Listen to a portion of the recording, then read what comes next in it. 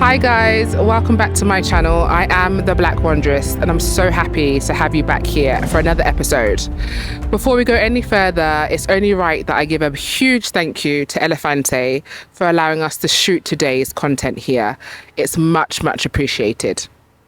Now, you may have noticed on the channel recently we've had a lot of men, and it would be just a disservice not to feature some of the incredible women that we have in our community. And today is a new episode of One to Watch. Now, the One to Watch series shines a spotlight on people doing incredible things with the talents that they've been given. And it's time to show you some women. Now, a recent census in Uganda showed that almost 40% of businesses are run by women. Now, that's an incredible number. It's an incredible number. And given all that women face, it's even more incredible that almost 40% are made up from women. On today's episode, we are going to feature Ursula's works.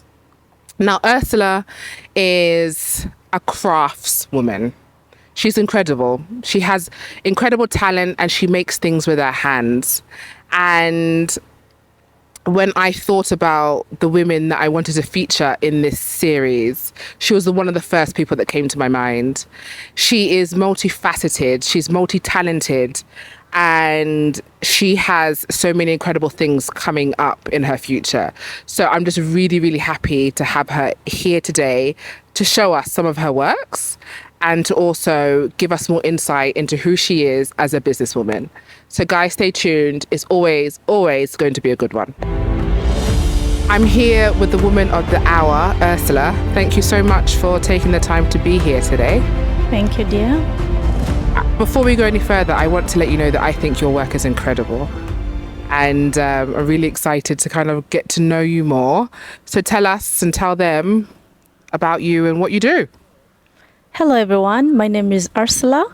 I'm the founder of Ursula's Craftwork. I do a lot of things. I'm a versatile artisan. I deal in art and craft, jewelry, accessories. I do string art. I do makeup. I do natural hair styling. I'm a model myself.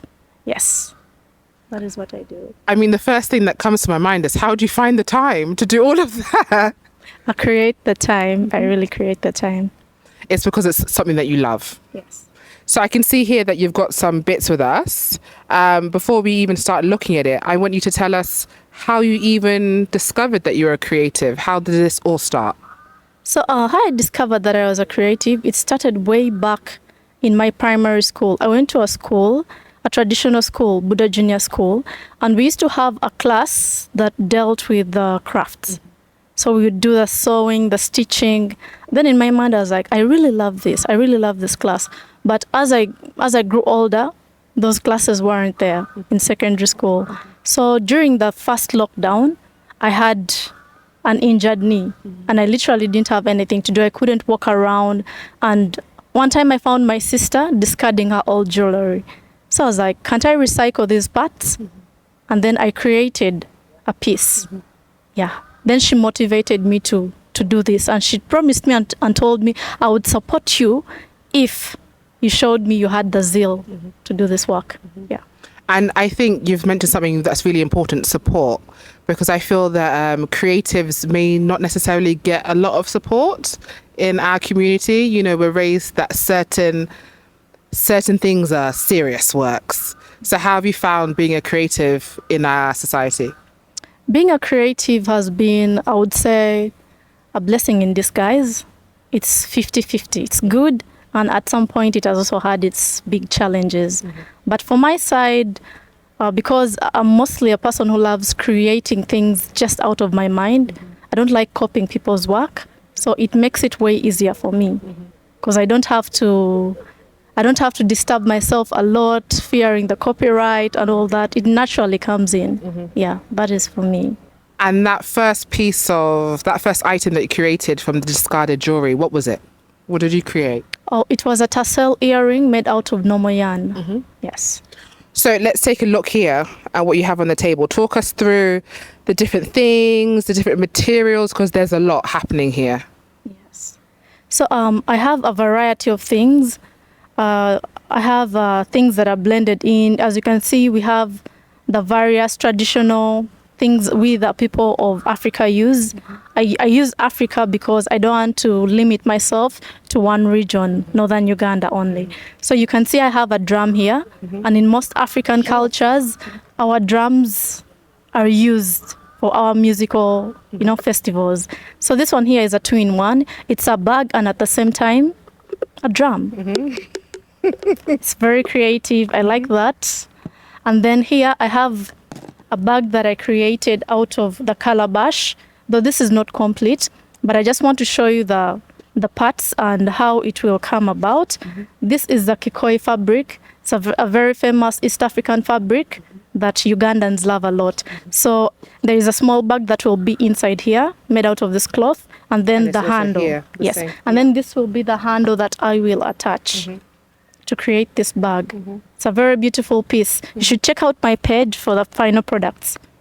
And also talk us through this part, because this is also part of the calabash. Yes, and this is also part of the calabash. So this is the top that I removed. As you can see, I've sketched some drawings here that I'll have to cut out using my equipments here, the pliers and the cutting tools. Yes. I love the calabash so much because it's a natural material. It is what nature has left for us. Yes, so we use the things from the environment. Yeah. And then right with me here, I have the different threads. These are nylon threads. I use them for crafting the hoop earrings. This is a sample of the hoop earrings. I have a bigger one here. This is what it looks like. I knit this myself.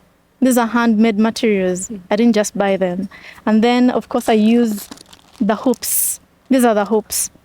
These I purchased them from the local vendors just to support them too. And then right here, you can also see another knitted piece. This one I find really fascinating. I was even a bit like, what do I do with it? Talk us through this, because... So this is an ear pin. As you can see, it's a flower. It's a flower, an orange flower, and it has its stalk going up to the leaf. So with this pin, you have this on your ear, and you just wound the thread, this rope-like thread. You wound it around your neck until the leaf is the only one that will hang. Yes, it's a very beautiful piece. I love that. It looks so natural, and you can relate to it. It's a beautiful flower. One of the questions that I've always wanted to ask is, how long does it take to make something like this handbag that's a work in progress? How long does it take? So for this handbag here, specifically cutting it alone would literally take me a day. Cutting and sanding it would take me a day. But because I'm using varnish, and I do not want my customer to have the smell of varnish because it's kind of irritating. They may be allergic to it. So I would at least give it like 5 days. Yeah, roughly to 5 dry. days to dry. Yes. Yeah. And I guess that gives a bigger picture of how some of the things that you face as a businesswoman. It's not easy, Can you give me some of the highest highs and some things that you struggle with as a businesswoman? So as a businesswoman, I'm a person who doesn't like relying so much on promises, because I've had so many people come to me and they're like, oh my God, I would literally take you to greater heights. Because I'm very skeptical. I analyze a lot of things from statements. Like I don't just take in offers just like that. So because I know most people have evil intentions, you never know what someone has prepared for you. I've had so many opportunities, someone saying, I would take you to Australia, but just because I've had Australia doesn't really excite me. You have to be so intentional. Yes. So that has really been a challenge because most people don't mean it. And then another thing is the financial bit. Yeah, because as a business like art and craft, me as a creative, I always keep on advancing. I don't remain doing the same things that I've been doing. I put in more ideas, I create more pieces. So all that requires enough money. Yes, and that has really been a challenge because I have a lot of ideas, but I cannot create them because the money for buying the materials is not there. And then also another thing would be sourcing for the materials. I love supporting the local people. I love sourcing my materials from the deep local communities, but sometimes it's hard to reach out to these people because you may go to a village and someone doesn't have a phone. Probably they've gone to the garden, and you can't really rely on such a person. Yeah. But give me some positives of being a businesswoman. So positives of being a businesswoman, it has put me out there. Most people know me. I love that most people know me because of my work. Yes.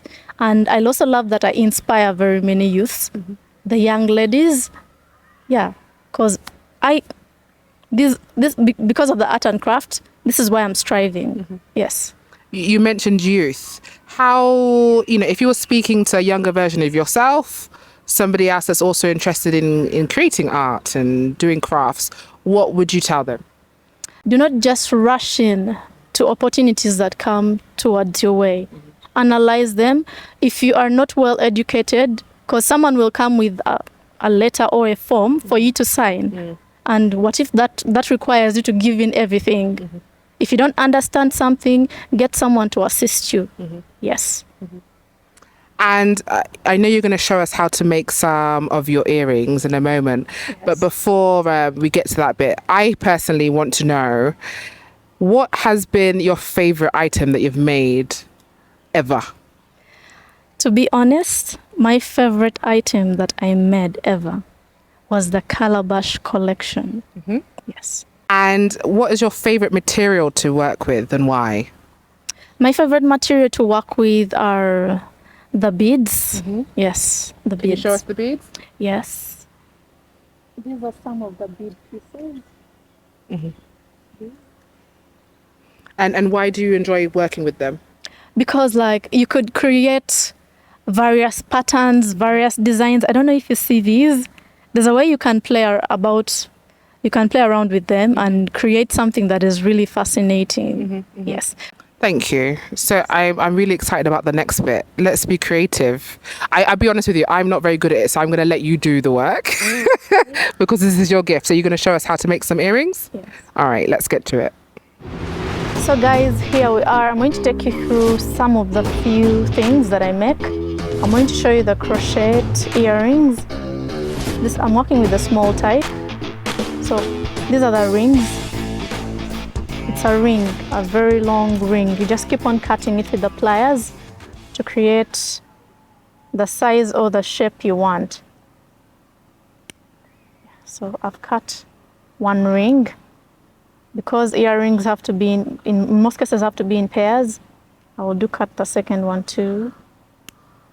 Here we are. So you have to have very good pliers. This part here is supposed to cut very well. It's a bit very sharp, so that's why it cuts the wire easily.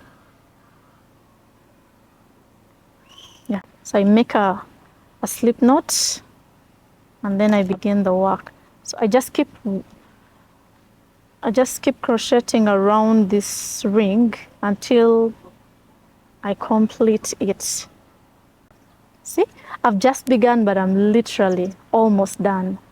That is how much I love doing it. It comes naturally if you have the passion and if you really love what you're doing. Besides the tassel earrings, this was the second type of earrings I made, the crochet earrings, these round crochet earrings. These ones came about after some time because finding the rings were a bit hard, unlike this other type. And one thing that has kept me also going, I don't have to finish a piece in one day, because I know most of the times there are certain other things you have to do. So what I do is, at least every day, I start creating something.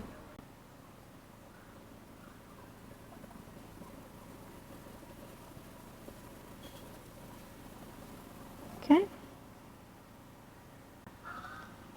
And I'm doing the last round.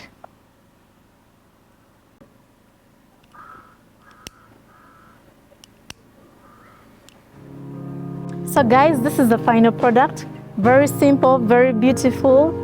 Don't you like it? Only at Ursula's Craftwork, made with exaggerated love. I really hope that you enjoyed today's episode as much as we had filming it and connecting with Ursula.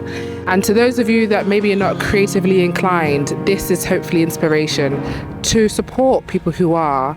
It's not an easy business to be in, but clearly there's added value to our community and added beauty to your lives. I have personally been a customer of Ursula.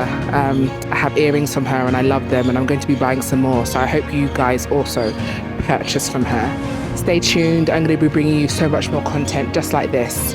Thank you for tuning in. And if you haven't already, make sure you subscribe. Have a good day.